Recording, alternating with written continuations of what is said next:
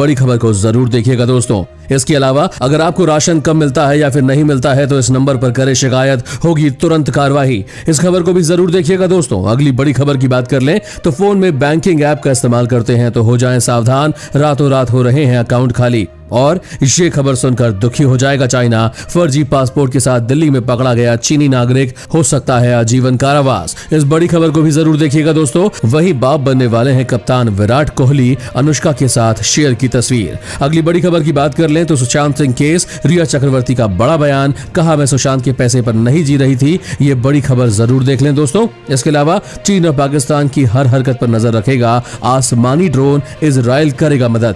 दोस्तों इसके अलावा भी आज पूरे देश से बेहद बड़ी और महत्वपूर्ण खबरें निकल कर आ रही है। चलिए फटाफट से ले चलते हैं आपको आज की सबसे पहली बड़ी खबर की तरफ। लेकिन उससे पहले इस वीडियो को बनाने में मुझे बहुत मेहनत लगती है और इस मेहनत के लिए वीडियो को आप पूरा जरूर देखें और वीडियो को एक लाइक भी कर दें। चलिए सबसे पहले आपको एक बार चीनी बीमारी से संक्रमित लोगों का आंकड़ा बता देते हैं। पिछले 24 घंटे में कोरोना के 75,760 नए मामले सामने आए हैं, जिसके बाद अब देश में 33,10,234 केसेस हो गए हैं। वहीं अब मरने वालों की संख्या 60,472 हो चुकी है, जो कि एक बेहद दुखद बात है। चलिए दोस्तों बात करते हैं आज की सबसे पहली बड़ी खबर की। LAC पर सैनिकों की तैनाती कभी भी युद्ध में बदल सकती है। विदेश मंत्री एस जयशंकर ने बताया लद्दाख में 1962 जैसे गंभीर हालात। जी हां दोस्तों, जैसा कि आप जानते हैं कि गलवान घाटी में हुई हिंसक झड़प में भारतीय सैनिकों की मौत के बाद से भारत और चीन के रिश्ते और भी ज्यादा बिगड़ गए हैं। दोनों देशों के बीच तलखी और भी ज्यादा बढ़ गई है।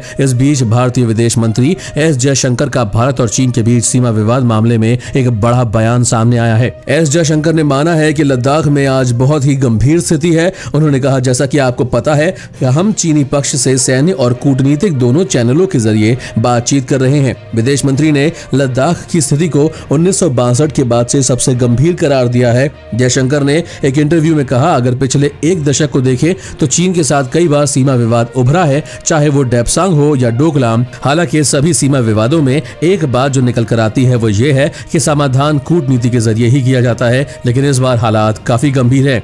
ये मौजूदा विवाद भी कई मायनों में अलग है। उन्होंने कहा कि निश्चित रूप से ये 1962 के बाद की सबसे गंभीर स्थिति है। पिछले 45 सालों में सीमा पर पहली बार हमारे सैनिकों की मौत हुई है। LAC पर दोनों पक्षों की तरफ से बड़ी संख्या में सैनिकों की तैनाती है, जो कि कभी भी एक युद्ध में बदल सकती है। उन्होंने आगे कहा कि यदि भारत और चीन दोनों देश मिलकर काम करें तो ये सदी एशिया की होगी। ये रिश्ता दोनों देशों के लिए बहुत ही ज्यादा महत्वपूर्ण है। इसमें कई समस्याएं भी है, लेकिन तमाम रुकावटों की वजह से इन कोशिशों को झटका लग सकता है। वहीं chief of defence staff general Bipin Rawat ने कहा था कि चीन के साथ हमारी वार्ता चल रही है, लेकिन अगर वार्ता फेल होती है तो भारत के पास सैन्य विकल्प मौजूद है। उन्होंने ये भी कहा कि पूर्वी लद्दाख में चीनी पीपल्स लिबरेशन आर्मी द्वारा किए गए अतिक्रमण से निपटने के लिए भारत के पास एक सैन्य विकल्प मौजूद है, लेकिन इसका इस्तेमाल तभी किया जाएगा जब दोनों देशों की सीमाओं के बीच बातचीत और राजनयिक विकल्प फेल हो जाएंगे। दोस्तों भारत को ये सीमा विवाद बातचीत से सुलझाना चाहिए या युद्ध से, कमेंट में जरूर बताएं। और अब जानिए दोस्तों, चीन और पाकिस्तान की हर हरकत पर नजर रखेगा आसमानी ड्रोन, इजराइल करेगा मदद। जी हां दोस्तों, भारत के दुश्मन देश चीन और पाकिस्तान से निपटने के लिए अब भारत पूरी तरह से मुस्तैद हो चुका है। कुछ दिन पहले ही देश में राफेल की एंट्री हुई थी, जिसने भारत के दुश्मनों के होश उड़ा दिए थे। इसके बाद अब भारत जल्द ही 2 आसमानी ड्रोन को खरीदने की तैयारी कर रहा है, जिनकी मदद से भारत के खिलाफ दोनों तरफ से साजिश रच रहे दुश्मन देशों पर पैनी नजर रखने का काम किया जाएगा। जी हां, भारतीय रक्षा मंत्रालय इसे लेकर जल्द ही इजराइल के साथ समझौते को अंतिम रूप देने की तैयारी में जुट चुका है। इस समझौते की बात करें तो इसके तहत इजराइल भारत को 2 Falcon airborne warning and control system यानी कि अवाक्स की सप्लाई देगा। आपको बता दें कि पहले भी इस डील की कीमत को लेकर भारत और इजराइल के बीच कई बार बातचीत का दौर चला है, लेकिन अब स्थिति अलग है और वर्तमान समय में देश में 2 तरफा खतरा मंडरा रहा है, जिस वजह से समझौते को जल्द से जल्द भारत अंतिम रूप देना चाहेगा। इजराइल के फॉल्कन अवाक्स को रूस की इल्यूसिन 76 हैवी लिफ्ट एयरक्राफ्ट के ऊपर सेट करने का प्लान है। बता दें कि इनसे हजारों किलोमीटर तक हर प्रकार की गतिविधि पर पैनी नजर रखी जाती है। दोस्तों भारत को अब इजराइल से ज्यादा हथियार लेने चाहिए या रूस से, कमेंट में जरूर बताएं। और अगर आपको राशन कम मिल रहा है या नहीं मिलता है तो इस नंबर पर करें शिकायत, होगी तुरंत कार्यवाही। दोस्तों देश के अलग अलग जगहों में राशन वितरण को लेकर शिकायतें आ रही है। बुधवार को ही उत्तर प्रदेश के कानपुर में खाद्यान्न वितरण में अनियमितता और भ्रष्टाचार के आरोपों की शिकायत पर सीएम योगी आदित्यनाथ ने 2 अधिकारियों को निलंबित कर दिया। देश में लॉकडाउन के बाद से अक्सर देखा जा रहा है कि राशन डीलर कार्ड धारकों के साथ साथ बिना राशन कार्ड धारकों को उनके कोटे का अनाज देने में आनाकानी करते हैं। इस समस्या के पार पाने के लिए खाद्य एवं आपूर्ति विभाग द्वारा हेल्पलाइन नंबर जारी कर दिए गए हैं। अगर आपको लगता है कि उनके हिस्से का अनाज डीलर ने कम किया है या फिर नहीं दिया है तो वो इन नंबरों पर फोन करके डीलर की शिकायत कर सकते हैं। बता दें कि राशन वितरण को लेकर अगर आप कोई भी शिकायत करना चाहें तो NFSA के वेबसाइट पर आप जाकर कर सकते हैं। इस वेबसाइट पर मेल के जरिए और फोन नंबर के जरिए शिकायत दर्ज की जाती है। हर राज्य का अलग अलग टोल फ्री नंबर है। NFSA की आधिकारिक पोर्टल पर हेल्पलाइन नंबर पर आप अपने क्षेत्र के डीलर के बारे में शिकायत कर सकते हैं। और अब जानिए दोस्तों, केंद्र सरकार ने लॉकडाउन के बाद से आत्मनिर्भर भारत अभियान योजना के तहत लाखों प्रवासी मजदूरों को अनाज वितरित किया है। इस दौरान ऐसी शिकायतें आई जिसमें डीलरों के द्वारा कम अनाज दिया जा रहा है। ऐसे में अगर किसी कार्ड धारक को मुफ्त अनाज देने में दिक्कत आ रही है तो वो इसकी शिकायत संबंधित जिला खाद्य एवं पूर्ति नियंत्रक कार्यालय में या फिर राज्य उपभोक्ता सहायता केंद्र पर कर सकते हैं। इसके लिए सरकार ने एक टोल फ्री नंबर 1800-180-2087 और दूसरा 1800-212-5512 और 1967 जारी किया है। उपभोक्ता अपनी शिकायत इन नंबरों पर दर्ज करवा सकते हैं और कई राज्य सरकारों ने अलग से भी हेल्पलाइन नंबर जारी किए हैं। दोस्तों, आपको मुफ्त राशन मिल रहा है या नहीं, कमेंट में जरूर बताएं। और अब जानिए, नेपाल और बांग्लादेश जैसे देश बिकने की कगार पर चीन के जाल में फंसे श्रीलंका को आई भारत की याद। जी हां दोस्तों, अपने कर्ज के जाल में फंसाकर दूसरे देशों पर कब्जा करने वाले चीन की चाल को श्रीलंका वक्त रहते समझ गया है। श्रीलंका अपने विदेश नीति में बड़े बदलाव का संकेत भी दिया है। श्रीलंका के विदेश सचिव जयनाथ कोलंबेज ने कहा है कि राष्ट्रपति गोटबाया राजपक्षे का कहना है कि रणनीतिक सुरक्षा के मामले में हम इंडिया फर्स्ट पॉलिसी का अनुसरण करेंगे। हम नहीं चाहते कि श्रीलंका की वजह से भारत की सुरक्षा को किसी तरह का खतरा उत्पन्न हो। वहीं चीन की साजिशों के जाल में फंसे श्रीलंका को भारत के साथ अपने रिश्तों का महत्व समझ आने लगा है। दरअसल चीन की चालबाजियों में फंसकर काफी नुकसान उठा चुके श्रीलंका को ये बात समझ में आ गई है कि ड्रैगन के साथ पोर्ट डील उसकी बड़ी गलती थी। इतना ही नहीं, पड़ोसी देश ने अब भारत के साथ अपने रिश्ते अधिक प्रगाढ़ करने पर जोर दिया है और यह भी कहा है कि आगे से वो इंडिया फर्स्ट की नीति पर ही चलेगा।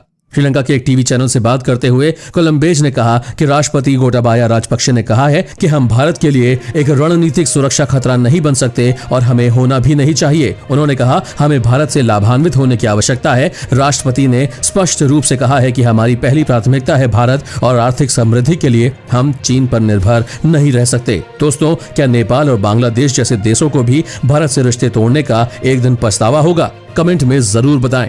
और अब जानिए, फर्जी पासपोर्ट के साथ दिल्ली में पकड़ा गया चीनी नागरिक कर रहा था 1000 करोड़ का कारोबार। जी हां दोस्तों, देश में चीनी कंपनियों को लेकर इनकम टैक्स विभाग और ईडी की टीम ने एक बड़ी कार्यवाही की है। इस ऑपरेशन के तहत चीनी कंपनियों की मदद करने वाली कई सरकारी अधिकारियों, बैंक के अधिकारियों सहित कई अन्य आरोपियों के खिलाफ दिल्ली, हरियाणा, उत्तर प्रदेश के 20 शहरों में इनकम टैक्स की टीम छापेमारी कर रही है। इस मामले में फर्जी पासपोर्ट के सहारे नाम बदलकर रहने वाले एक चीनी नागरिक को भी पकड़ा गया है। देश में पहली बार ऐसी कार्रवाई को अंजाम दिया जा रहा है जिसमें भारत के कई राज्यों में चीन की कंपनियों का हवाला कनेक्शन का मामला सामने आया है। इस वजह से दिल्ली, गुरुग्राम, गाजियाबाद सहित करीब 20 लोकेशन पर सर्च ऑपरेशन चलाया गया है। यह सर्च ऑपरेशन 25 अगस्त की रात तक चलता रहा। इस दौरान आरोपी को हिरासत में लिया गया जिसका नाम लुओ सेंग है। हालांकि वो चार्ली पेंग के नाम से भारत में पिछले काफी समय से रह रहा था। 25 अगस्त की देर रात तक इनकम टैक्स की टीम उससे पूछताछ करती रही और पूछताछ के दौरान कई महत्वपूर्ण जानकारियां सामने आई है। ईडी को जानकारी मिली थी कि लुओ सेंग नाम का एक शख्स पिछले काफी समय से दिल्ली में